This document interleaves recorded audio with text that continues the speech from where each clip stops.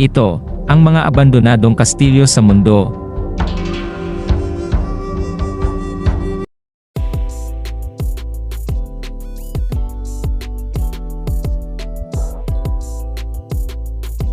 Sa video natin ngayon, ay aalamin natin ang 10 abandonadong kastilyo sa mundo.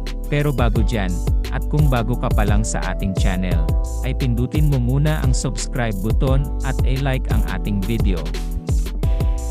Number 1. Château de la Motte Chandeliers. Matatagpuan sa France. Ang kastilyong ito ay dating nasunog, ngunit kasalukuyang pinapalakas ng mga donasyon mula sa publiko upang maibalik ang kanyang dating kagandahan.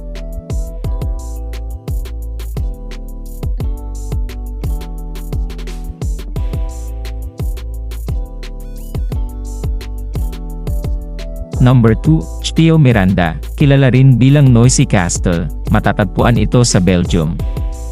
Ito ay isang kahangahangang kastilyong Gothic na ngayon ay nasa kalagayan ng pagkaabandonado at napapalibutan ng mga halaman at mga puno.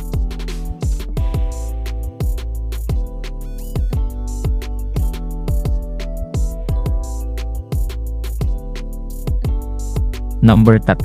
Himeji Castle, isang UNESCO World Heritage Site sa Japan. Ang Himeji Castle ay isang magandang halimbawa ng tradisyonal na arkitektura ng bansa.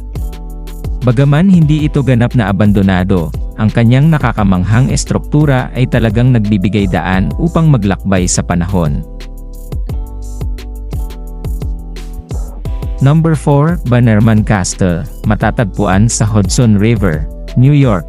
Ang Bannerman Castle ay isang dating pribadong mansyon na ngayon ay isang paboritong destinasyon para sa mga turista, mga tagahanga ng kasaysayan.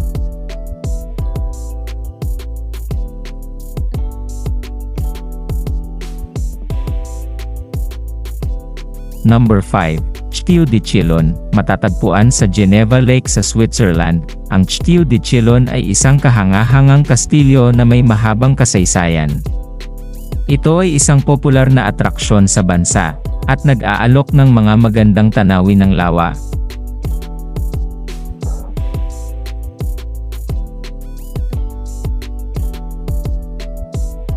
Number 6. Dunluce Castle, matatagpuan sa County Antrim, Northern Ireland. Ang Dunluce Castle ay isang kastilyong naglalakbay sa panahon na nagmula noong ika-13 siglo.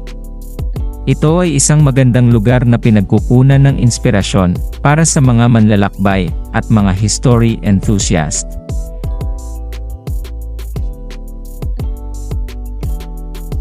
Number 7.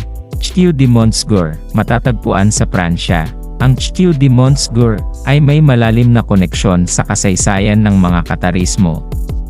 Ito ay isang lugar ng pag-alala at pag-aaral para sa mga interesado sa relihiyon at kultura.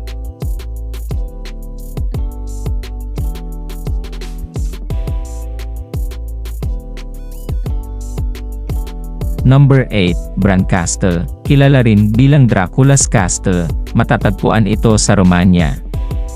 Bagaman hindi ito tunay na kastilyo ni Dracula, ito ay nagsisilbing inspirasyon para sa nobelang Dracula ni Bram Stoker.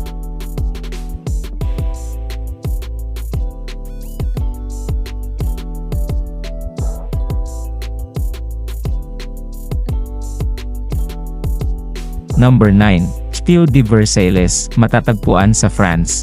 Ang Château de Versailles ay isa sa mga pinakatanyag na kastilyo sa buong mundo.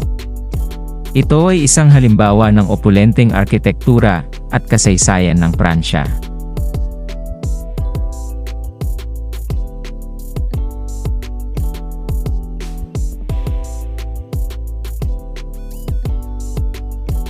Number 10. Château de Chenonceau, isa pang magandang kastilyo sa France. Ang Château de Chenonceau ay kilala rin bilang Château des Dames o Castle of the Ladies. Ito ay isang magandang halimbawa ng Renaissance architecture at may kahangahangang tanawin ng ilog,